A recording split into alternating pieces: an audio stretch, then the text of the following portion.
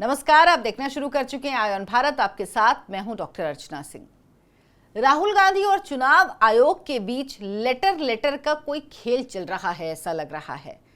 अब राहुल गांधी ने चुनाव आयोग को पत्र लिखा, इससे पहले चुनाव आयोग ने राहुल गांधी को पत्र लिखा था, इससे पहले राहुल गांधी ने अखबार में लेख लिखा था, इससे पहले राहुल गांधी ने चुनाव आयोग पर आरोप लगाए थे, चुनाव आयोग से सवाल पूछा था महाराष्ट्र चुनाव को लेकर, चुनाव आयोग ने उसका जवाब भी दिया था। तो इस सीक्वेंस में अब क्या हुआ है ये आपको विस्तार से बताऊंगी।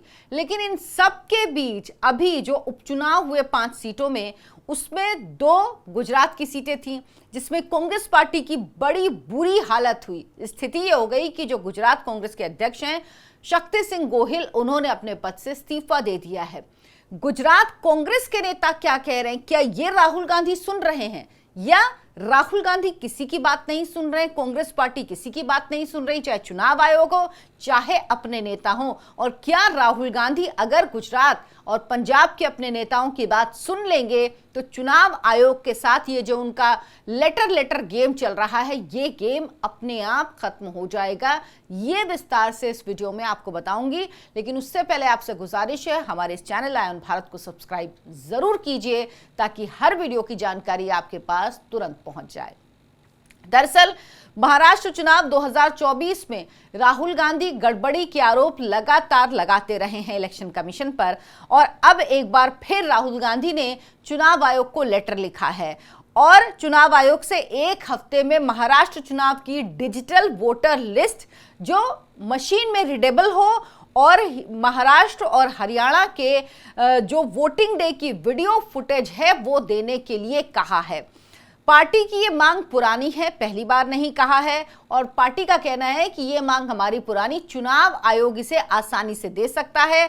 डेटा मिलने पर वो अपना एनालिसिस करेंगे और चुनाव आयोग से चर्चा करेंगे। ये क्यों कहा है? दरअसल चुनाव आयोग ने 12 जून को राहुल गांधी को पत्र लिखा जो उनके घर पर पोस्ट के जरिए भेजा गया और ईमेल के जरिए भी राहुल गांधी को भेजा गया कि वो आए, बात करें, चर्चा करें, उनके जो सवाल हैं उन सवालों का जवाब चुनाव आयोग देने के लिए राजी है, राहुल गांधी को आकर बात करनी होगी। लेकिन राहुल गांधी, और ये खत कब लिखा था? जब राहुल गांधी ने एक पेपर में लेख लिखा था, अखबार में, एक अंग्रेजी अखबार में लेख लिखा था चुनाव आयोग महाराष्ट्र में जो चुनाव हुए उनको लेकर। अब इलेक्शन कमीशन के इस लेटर का जवाब राहुल गांधी ने दिया, कहा है कि आप हमें डेटा दे दीजिए। इलेक्शन कमीशन अभी कुछ दिन पहले कह चुका है कि वो वीडियो फुटेज नहीं दे सकता मतदान केंद्र की, किसी भी बूथ की। क्यों? क्योंकि ये जो मतदाता होते हैं उसकी सेफ्टी और सिक्योरिटी से जुड़ा हुआ मसला होता है, इससे उनकी सुरक्षा पर खतरा हो सकता है और जो चुनाव संहिता है उसके अनुसार ये किया ही नहीं जा सकता। सिर्फ ये डेटा वो कब देता है? जब कोर्ट कहता है। इसीलिए उसके बाद चुनाव आयोग ने कहा कि 45 दिन के अंदर वो डेटा नष्ट कर देगा अगर किसी ने किसी सीट के चुनाव को चुनौती नहीं दी है तो।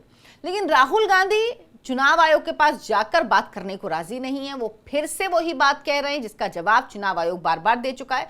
क्योंकि लोकतंत्र में क्या है? लोकतंत्र में संवाद ही होता है, आप बातचीत ही करते हैं।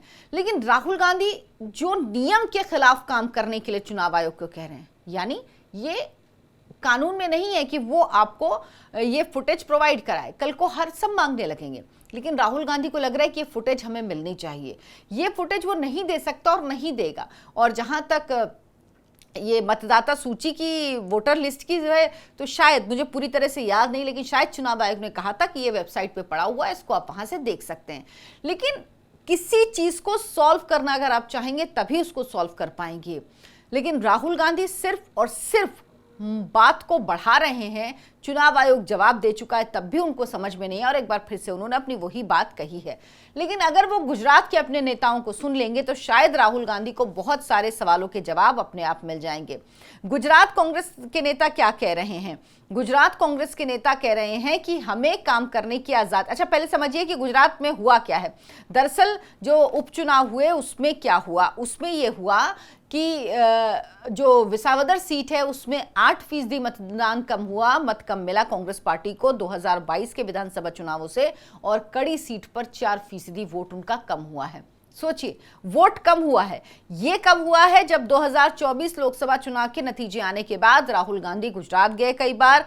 वहां पर उन्होंने जो डीसीसी है यानी जिला कांग्रेस कमेटी है उसके अध्यक्ष के चुनाव की जिम्मेदारी भी अपने हाथ में ली और नियुक्तियां भी की। लेकिन उसके बाद उपचुनाव में जो नतीजे आए हैं राहुल गांधी के अपने हाथ में पूरी कमान लेने के बाद, ये वाकई निराशाजनक हैं। और अब ये लोग गुजरात कांग्रेस के पूछ रहे हैं कि क्या राहुल गांधी 2027 में बीजेपी के सामने कांग्रेस पार्टी को मुकाबले में भी खड़ा कर पाएंगे? जीतना तो दूर की बात है। नेता क्या कह रहे हैं? गुजरात कांग्रेस के कुछ नेता कह रहे हैं कि 50 सीट ही आ जाए हमारी तो बड़ी बात है, सरकार बनाना तो बड़ी दूर की बात है। और राहुल गांधी ने किस तरह से गुजरात कांग्रेस को नुकसान किया, ये गुजरात कांग्रेस के नेता कह रहे हैं। मैं उन्हीं की बात आपको बताऊंगी, किस तरह से नुकसान किया है, जिसकी वजह से पार्टी में बेचैनी है, जिसकी वजह से नेता परेशान हैं और वो समझ नहीं पा रहे हैं कि क्या किया जाना चाहिए।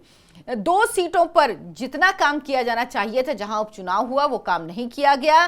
डीसीसी यानी डिस्ट्रिक्ट कांग्रेस कमेटी के अध्यक्षों की पहली सूची में कुछ नेताओं के ऐसे नाम शामिल नहीं किए गए जिन्हें शामिल किया जाना चाहिए था।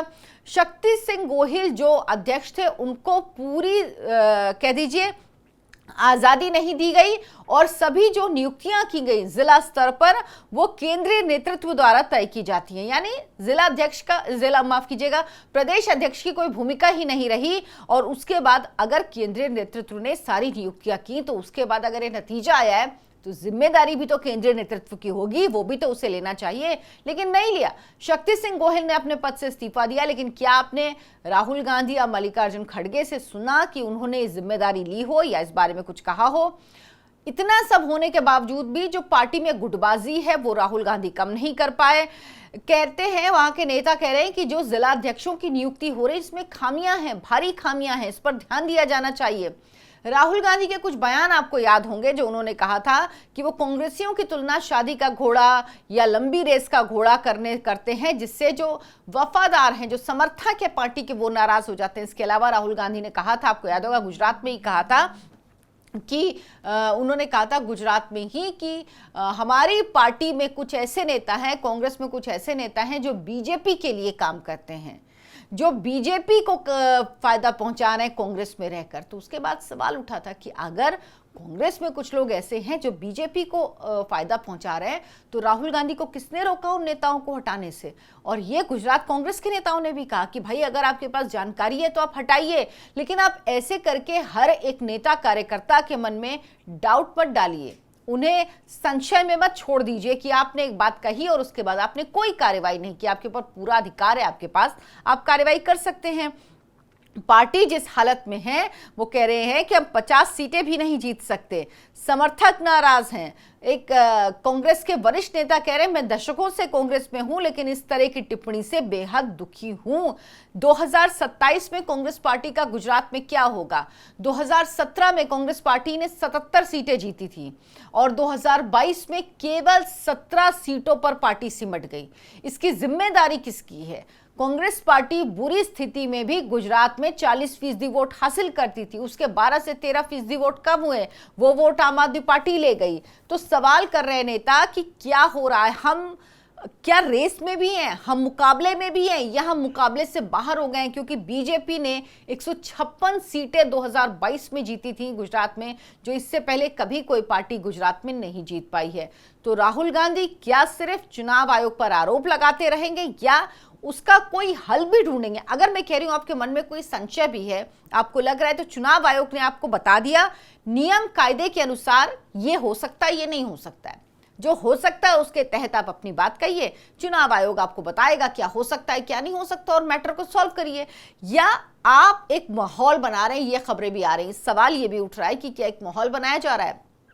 क्योंकि राहुल गांधी ने कहा था कुछ दिन पहले एक्स पर पोस्ट करके कि बिहार का चुनाव आने वाला है और बीजेपी बिहार का चुनाव हारने जा रही, तो जो महाराष्ट्र में हुआ वो बिहार में होगा। तो सवाल ये उठ रहा है कि राहुल गांधी को बिहार में अपनी हार, महागठबंधन की हार दिख रही, इसीलिए वो इस तरह का एक बहाना बना रहे, एक ग्राउंड क्रिएट कर रहे हैं ताकि जब हार हो तो ठीकरा उनके सर पे ना फूटे। क्योंकि राहुल गांधी बार बार बिहार जा रहे हैं, कई बार पिछले दिनों वो बिहार गए हैं, तो ठीकरा उनके सर ना फूटे, इसीलिए इसीलिए चुनाव आयोग को निशाना बनाया जा रहा है। लेकिन राहुल जी, आप अपने गुजरात के नेताओं की बात सुन लीजिए, उनके संकेत समझ लीजिए। अब तो साफ साफ नेता बोल रहे हैं, तो शायद आप कांग्रेस पार्टी को जिताने के लिए कुछ काम कर पाएंगे, क्योंकि जिसके लिए जो आत्म अवलोकन है, जो एनालिसिस, सेल्फ एनालिसिस होना चाहिए, वो बहुत ज़रूरी। इसके बिना पार्टी आगे नहीं बढ़ पाएगी।